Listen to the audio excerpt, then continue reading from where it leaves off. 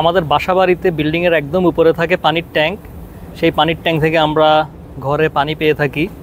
আর জাহাজে হচ্ছে পানির ট্যাঙ্ক থাকে একদম নিচে, সেই নিচ থেকে আমাদের 13-14 তলা থাকার জায়গায় পানির ব্যবস্থা করা হয়। এবং সেটি কিভাবে করা হয় এটি নিয়ে আজকের ভিডিও, দেখতে থাকুন।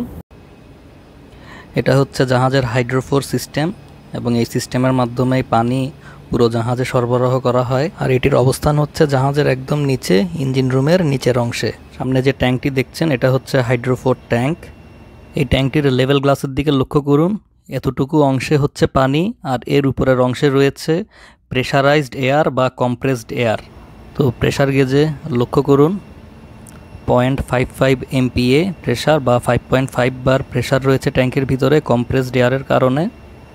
এবং এই পরিমাণ প্রেশারের কারণেই ইঞ্জিন রুমে ট্যাঙ্ক হওয়া সত্ত্বেও এই পানি একদম 14 তলা পর্যন্ত চলে যায়।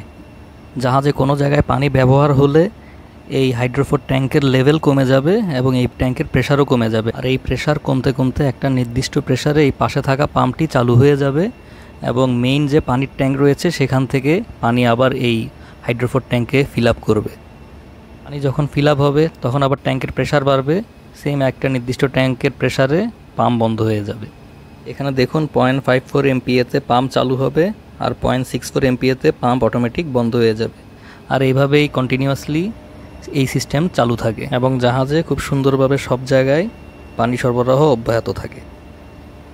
হাইড্রোফোর ট্যাঙ্ক এত নিচে থাকা সত্ত্বেও দেখুন 14 তলায় আমার রুমে ওয়াশ বেসিনে কি সুন্দর পানির ফোর্স। এই যে দেখুন, এটা হচ্ছে আমাদের থাকার জায়গারও উপরের অংশ। এখানে কোনো ধরনের কোনো ট্যাঙ্কের ব্যবস্থা নেই। আজ এ পর্যন্তই, সবাই ভালো থাকবেন, আল্লাহ হাফেজ।